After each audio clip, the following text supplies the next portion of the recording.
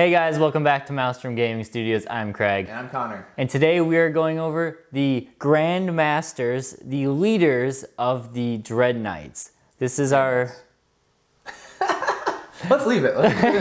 the Grey Knights. Yeah, let's leave it in. So these guys are going to be our first deep dive video of the Grey Knights. And if you are new to the channel, welcome. Thank you guys for joining this Grey Knight session. If you guys are veteran, you know that we do a lot of deep dive videos. That's kind of our bread and butter in terms of tactics here. So we're going to kick it off with the strong bang of the leaders in the Grey Knights. The Grandmasters. All right, well, if you guys are looking forward, please subscribe and like this video if you're into the content, and let's get into the overview. Yes.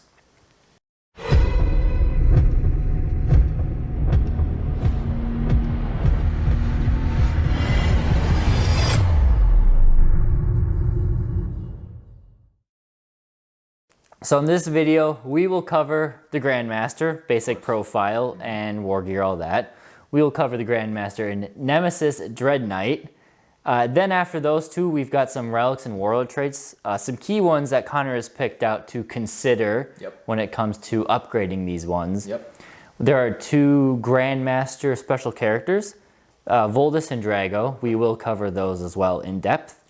There's a little bit of tactics. There's actually not a ton. The more tactics are in the way you upgrade them more than actually how you play them. They're fairly straightforward. I do want to mention we're not going to go over the additional points, the visions of, I don't know how to pronounce this. Augurium or the gifts of Prescient. It's just so much. There's two lists of them. There's some really good ones. We might go over them in the future. It's worth looking into if you are going to play Grey Knights. We won't be covering them in this video. Not yet. We don't want to give... we don't want to go through too much. And like I said, there might be just one or two that have a key place in there, but they definitely do have a place. We'll maybe cover them in a future video. And then in the end, of course, we will wrap it up with the conclusion on our opinion, specifically Connor's opinion as the Grey Knights, as this is his main army. My babies. So let's start with the Grandmaster, generic boy. You want to start us off? Sure, I'll start us off. We've got a movement of 5 inches, weapon skill, ballistic skill 2+, strength, toughness 4, 6 wounds, 6 attacks, leadership 9, and a 2-up save. If you are new to Grey Knights, but you know some 40k, these guys are basically your captain equivalents for the Grey Knights versus the Space Marines. But they come in Terminator armor. They are Terminator armor base, which gives them the extra wound, the extra armor save, and the subtracted movement value. So Grey Knights now have Mastercrafted Storm Bolters. They're not the first unit or first codex to get this, but they do now have them. So they get 24-inch range, rapid fire 2, strength 4, AP -1, and 2 damage. I love it. Solid. Nice little boost for the game. Solid. That'll kill an intercessor or two every shooting phase, probably. They have their choice of close combat weapon. They can take their falchions, halberds, swords, and demon hammers. Perfect. Nothing fancy with those. Should mention some of the relics. We'll get to it later, but they replace those weapons. So you'll have to pick the according corresponding weapon. They have very basic abilities. If you know a Space Marine captain, they have rights of battle to reroll 1s to hit of friendly Grey Knight core units within 6 inches. Nice. There's a lot of core. There's a lot of core. Iron Hail, so they have a 2-up, 4-up invuln save. And the key thing of a Grey Knight unit is that they are a Psyker. In this case, he knows 2 powers from the Dominus discipline, and he can cast 1 and deny 1 each turn. So technically, do these know 3 powers because they have Smite and 2? Wow, a lot of variability there. So the Dominus discipline, if you don't know, it is the HQ's. Any character can only take from Dominus. There's a couple, I think librarians can choose between both. Very cool. It's cool, but these guys are not the super psychers. That's the librarians of the Grey Knights. So they cast and deny 1. Solid. Simple. Support, I mean, still more psychic. More for them. So that's standard Grandmaster. Now we have a favorite. The favorite, I think, for this codex is a Grandmaster in a Nemesis Dread Knight. They start at 150 points when fully upgraded with we'll get to it, but the guns and the weapons and the Terminator or Dread Knight teleporter come out to about 210. But the stat line, anything with an asterisk next to it is going to be degrading when he brackets. Mm-hmm. But at full strength, he is movement 9. It's an extra one from the last codex. Weapon skill 2+, ballistic skill 2+, strength toughness 6. That didn't change. I didn't expect it to. It's fine. He gained an extra wound, so he's at 13 wounds now. They start at 6 attacks. Regular Dread Knights have 5 to start.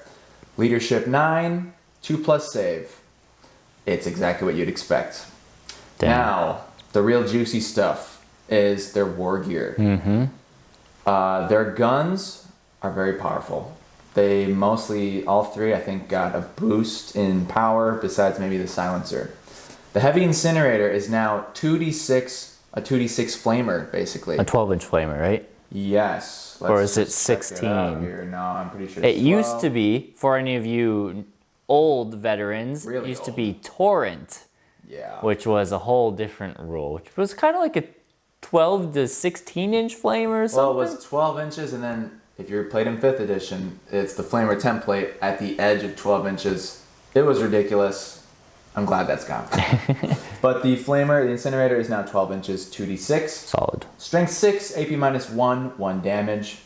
Really nice. Not a psi weapon. Not a psi weapon. Which is important in some niche cases. There's a couple cases.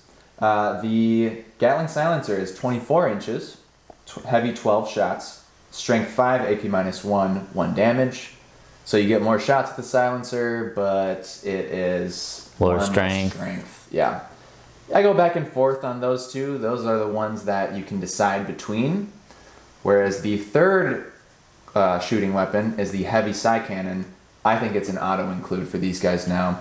When you're hitting on a 2+ at full wounds, it is, well, it's the same always, but yeah. It is heavy 6 shots. It's now strength 8. So good.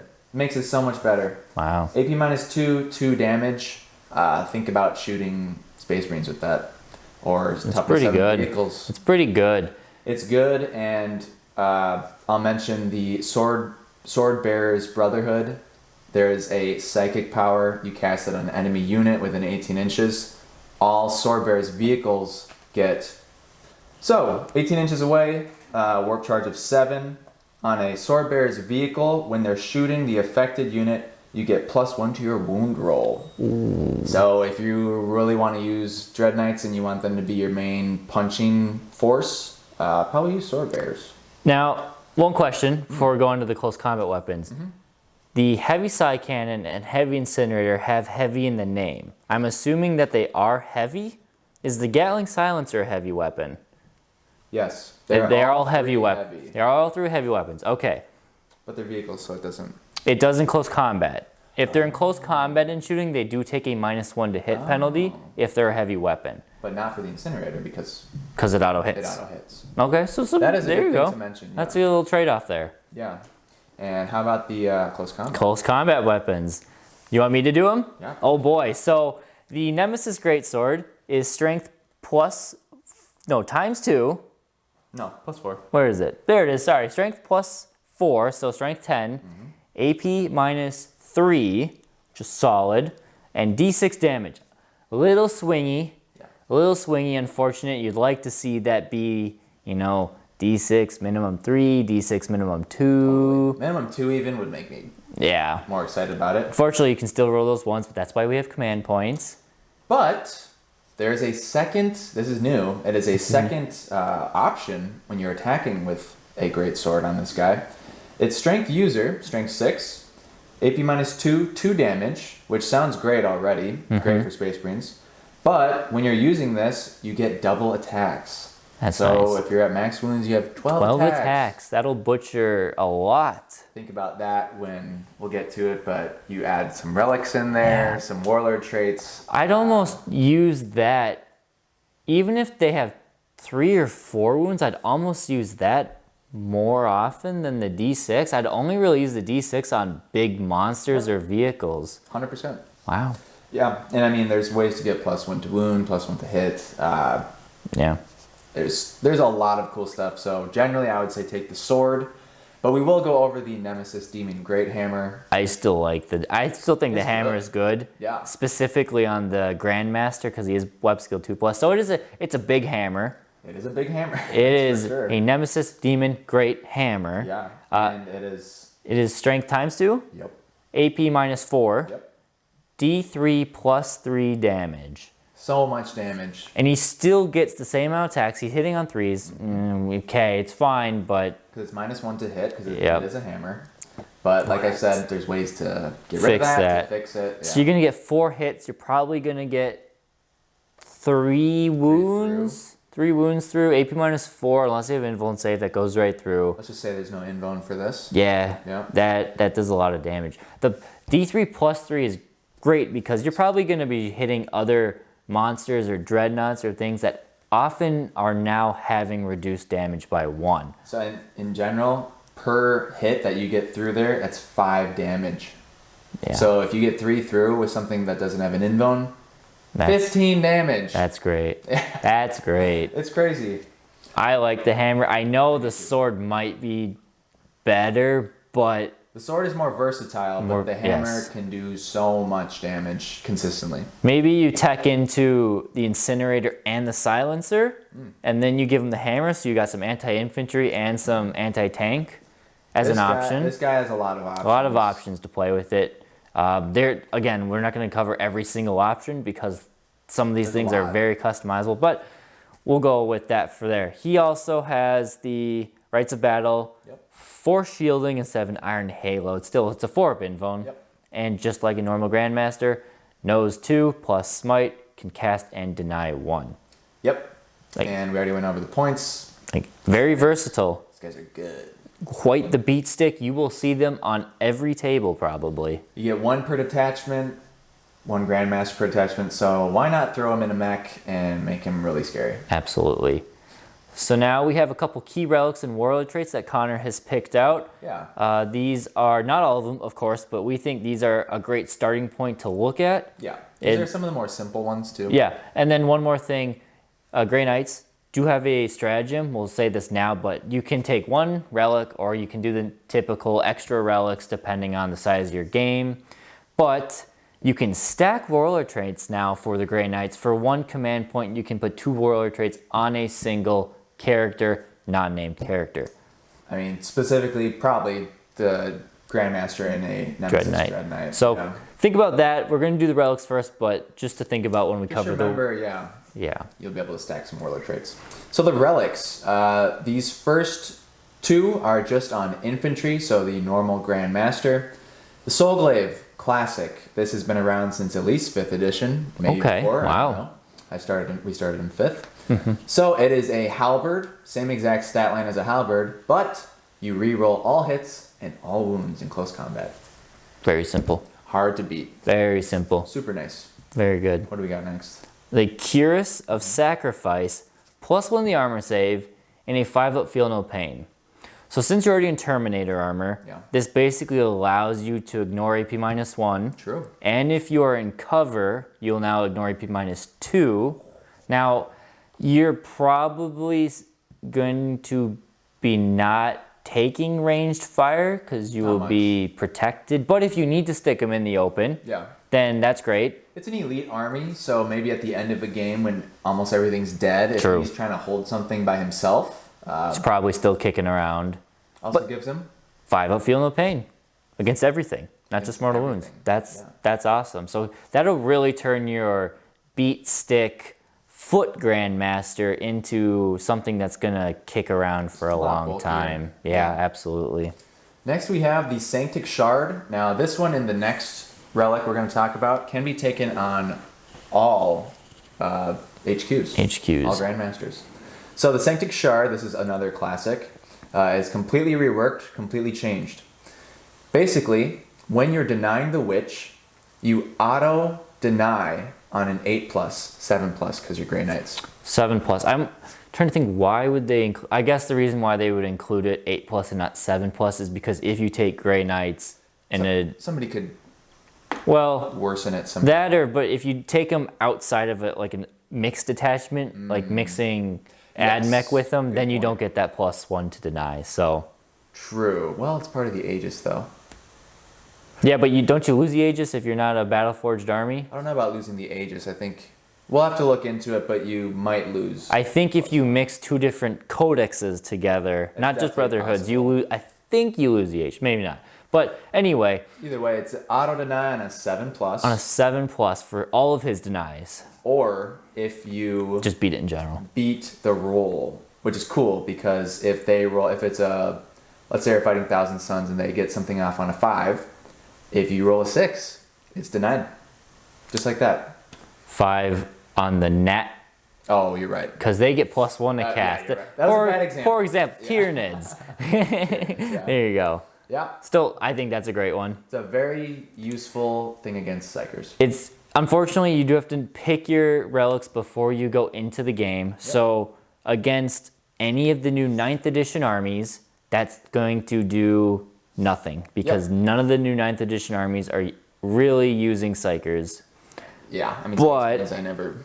No, they never. I like them. Again, I like my Psychic. You have one, yeah. I love my Psychers, but against all of the 8th edition Codex armies, Genestealer Cult, Tyranids, Demons, Eldar, Harlequins, they love their Psychers, and they are going to struggle when they go up against something like this. So maybe in the future when they all have their codices, you will take this in a tournament because it's just good.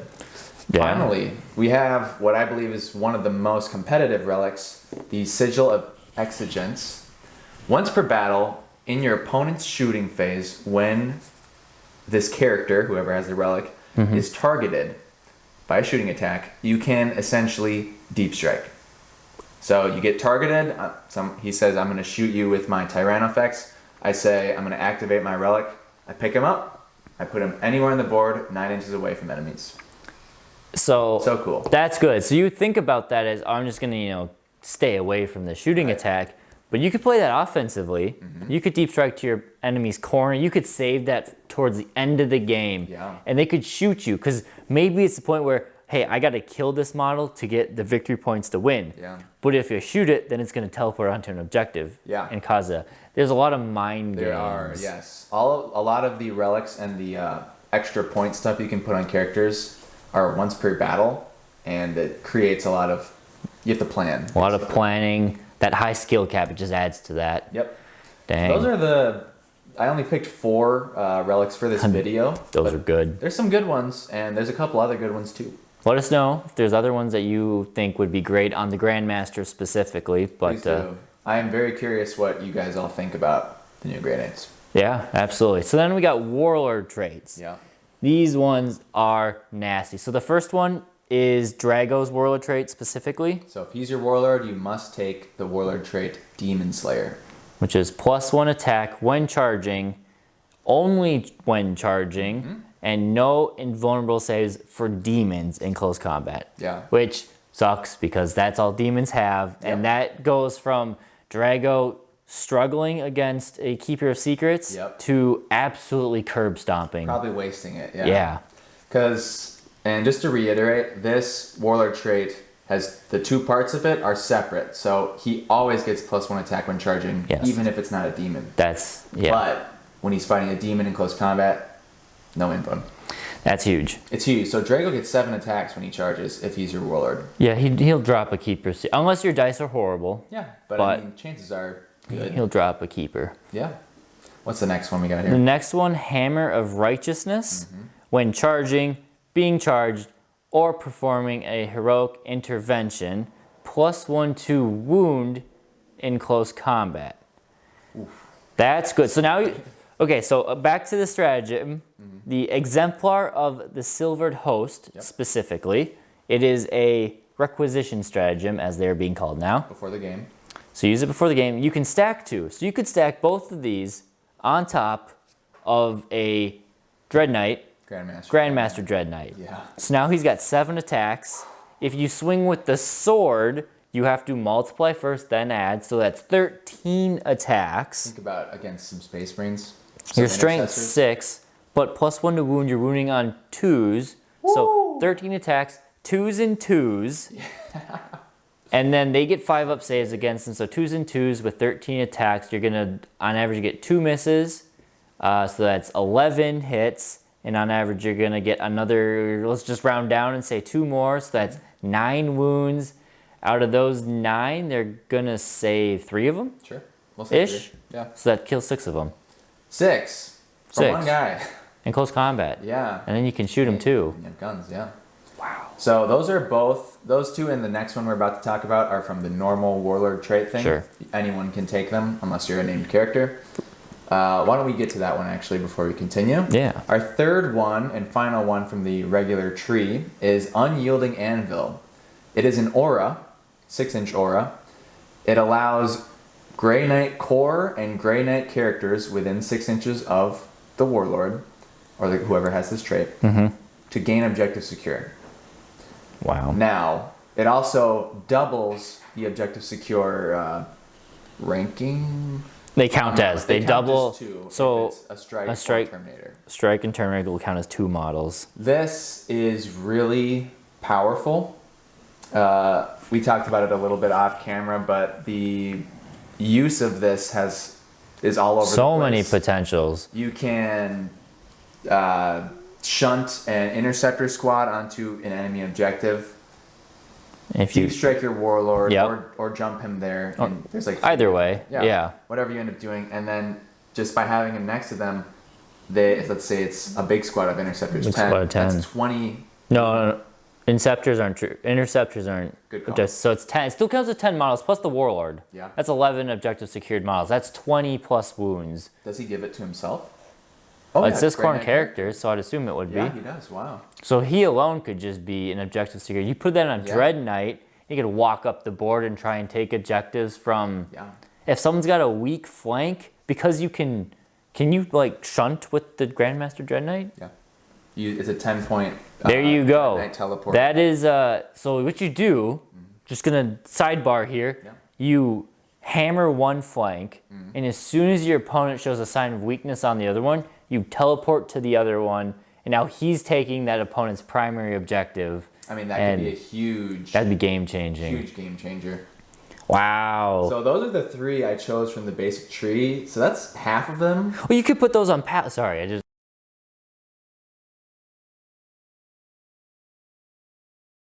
Wow. There's a lot of cool stuff with these warlords. So that was half of the basic warlord traits.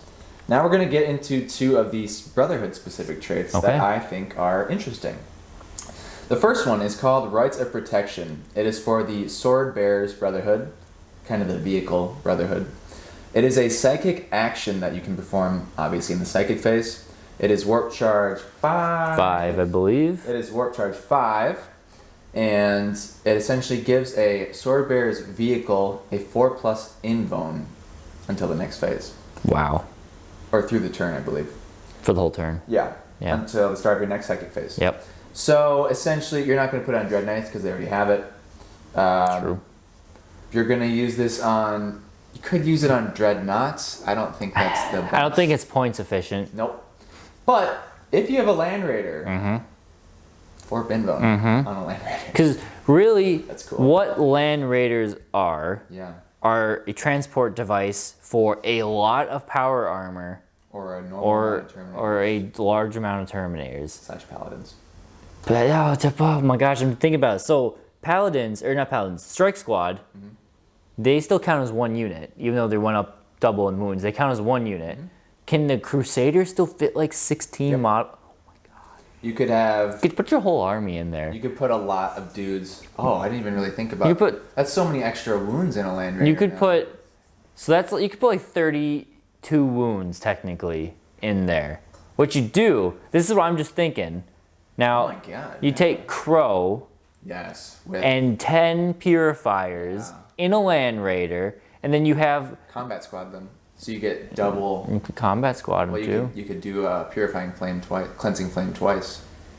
Can you, even though you combat the squad, can each of them cast the power? They count as separate squads after that. Ooh. So yes. And Purifying Flame is a Sanctity power. You can cast it as much as you want. Its Warp Charge increases each time you do it. So either do a big 10-man you combat squad or 2 5-mans. It depends on your elite slot. Depends on how lucky you're feeling with your psychic test as well. Yeah, that's true. So you could do that, and then you just have your your Grandmaster, make him a cheap Grandmaster. He sits in the back. He provides rerolls to maybe some shooting lines, maybe some Dreadnoughts, some Purgation squads and stuff. And he casts that power. You send that Land Raider up there. All it has to do is survive, which it will. On a With 4 a 4+ invuln, it's a good chance. A 2+ armor save, a 4+ invuln, toughness 8. Yeah, it's gonna survive unless you're unlucky and your opponent is really lucky, which is always the case, but still. Yeah. You do that. It's a good chance. Then your dudes get out and just go to town. Fire. Literally fire. Yeah.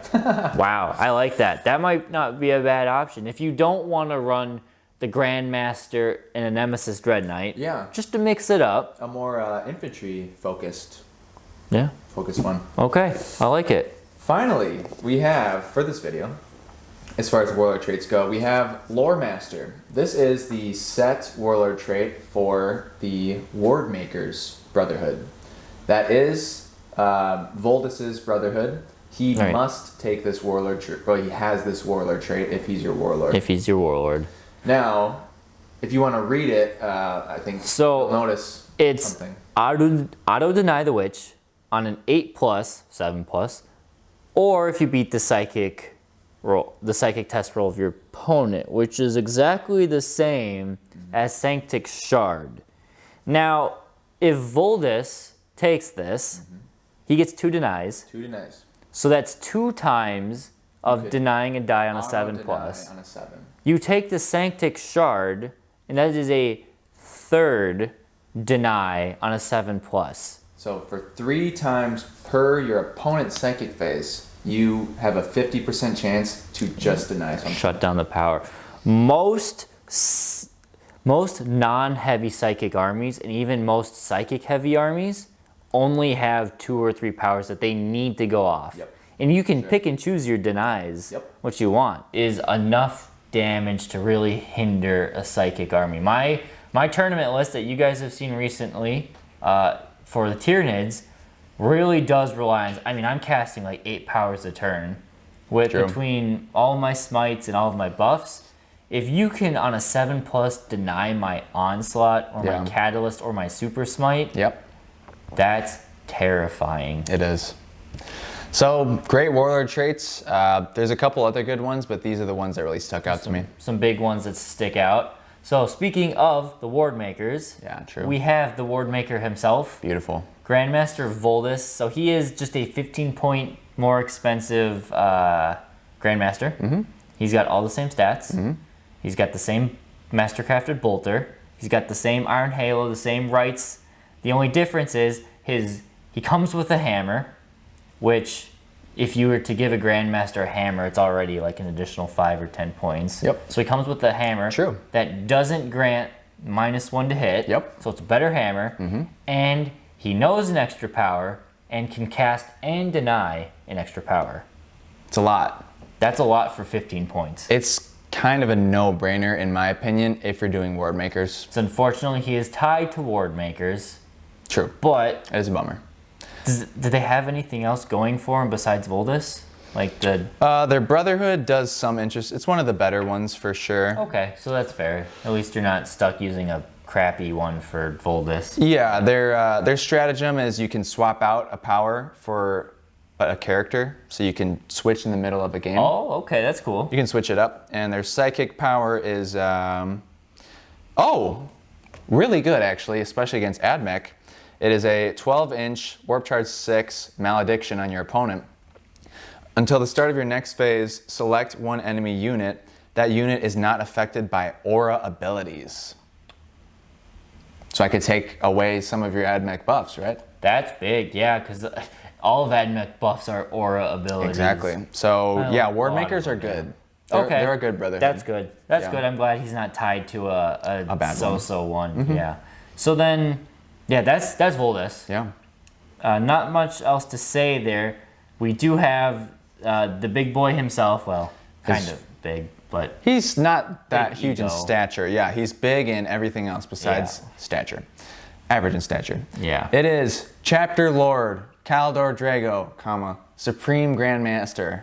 It's quite the title. I like his title. I like saying it, the full title.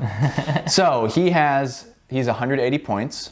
180. which is 30 more than Voldus, 45 more than a regular Grandmaster. And 60 points less than Swarmlord. Yeah, 60 points less than Swarmlord.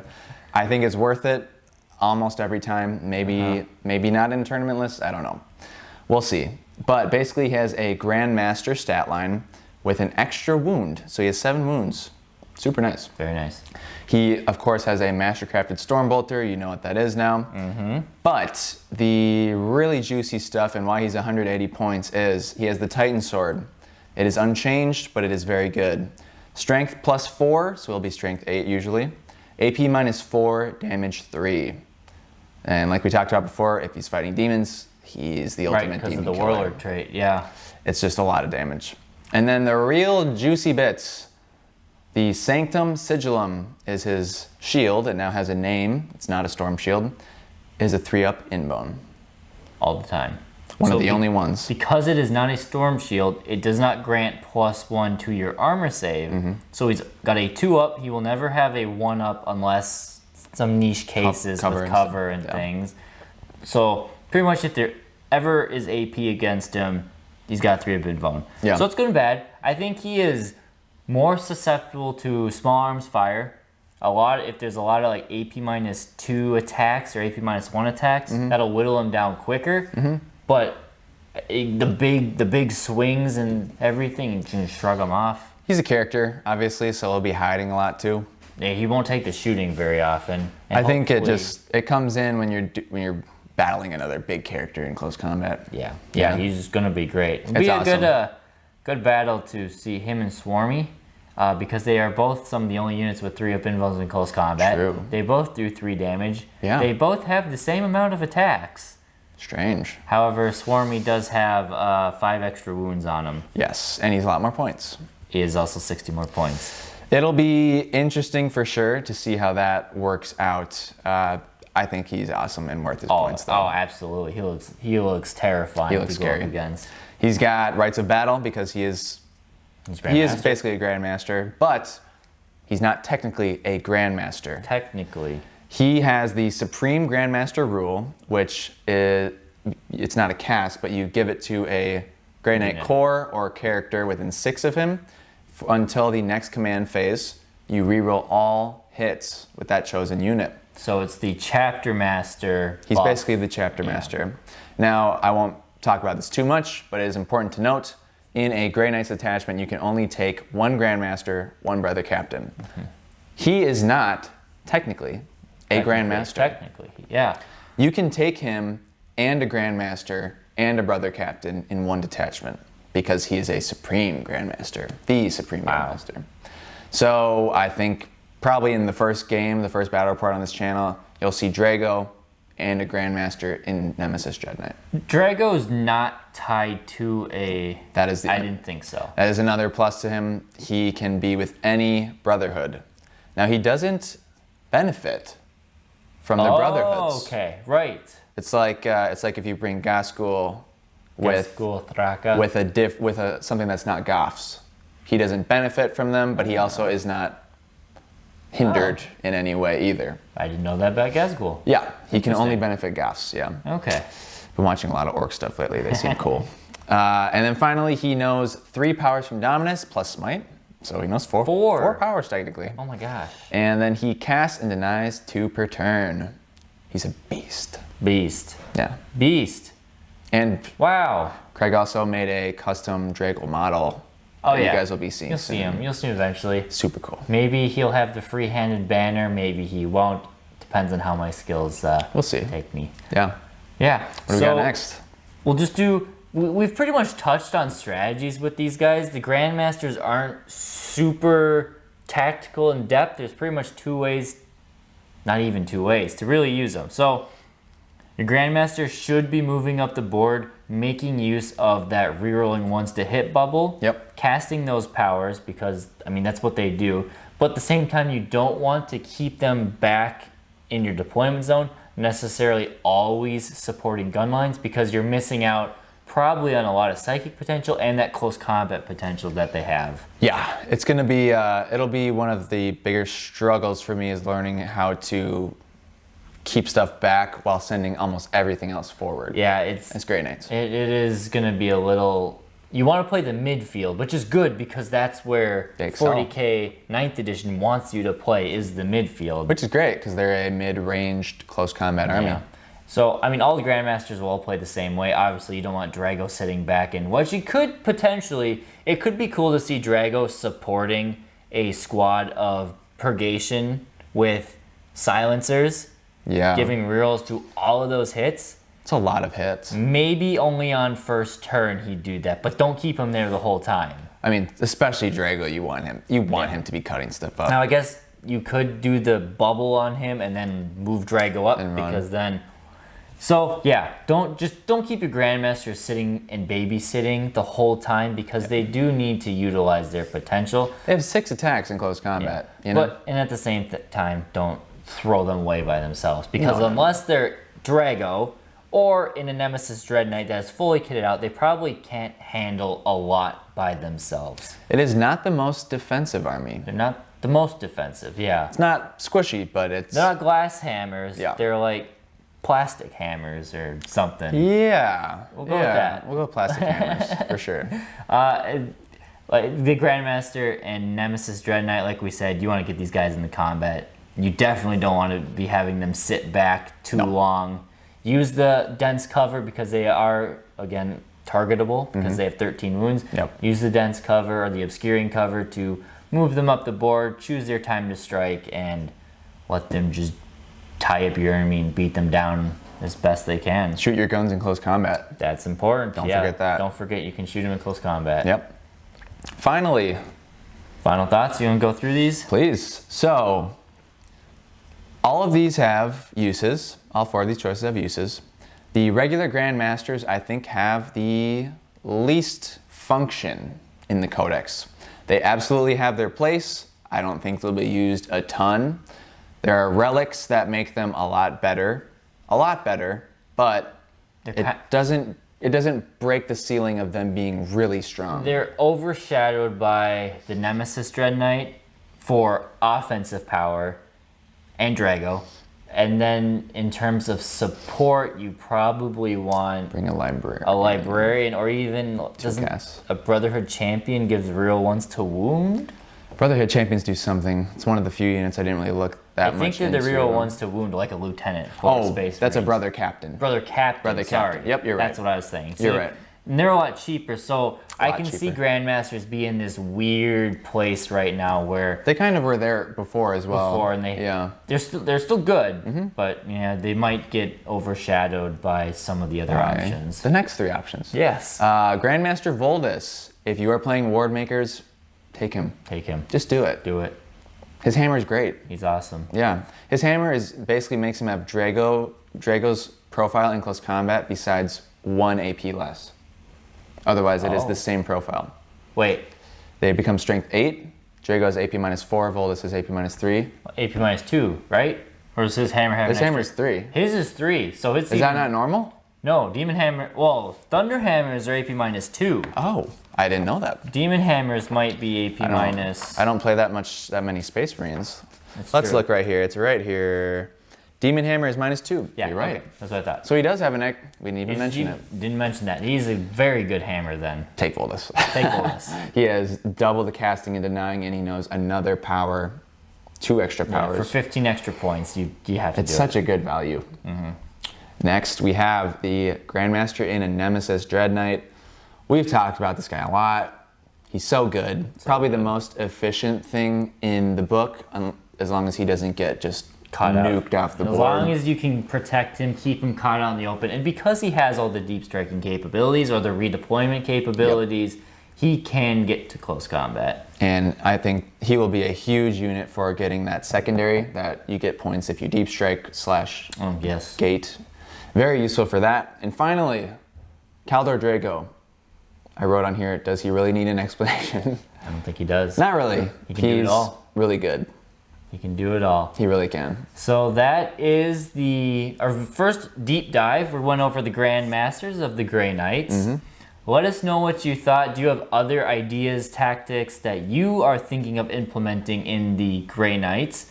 We're still early. We're still just over not even over a weekend to the Codex. Yeah, true. So these are initial thoughts. They might develop. FAQs might come out and change things here and there, but this is, at the time of recording, just coming out after the Codex. Yeah. Other than that, let us know what units you want us to cover in deep dives. We'll go over, Connor's got a list of ones he definitely wants to cover, but if there's one specifically you want to cover, or us to cover, we'll definitely do it. I'm thinking maybe Purifiers or Paladins, something like that coming up soon. One of the Special Brotherhoods definitely need a deep dive. We'll definitely do some Brotherhood deep dives too. Let us know in the comments, whatever gets the most upvotes or comments, we'll make sure we'll cover that. With that being said, I think that's all we have. Thank you guys for watching, and we'll catch you next time. Thanks, guys.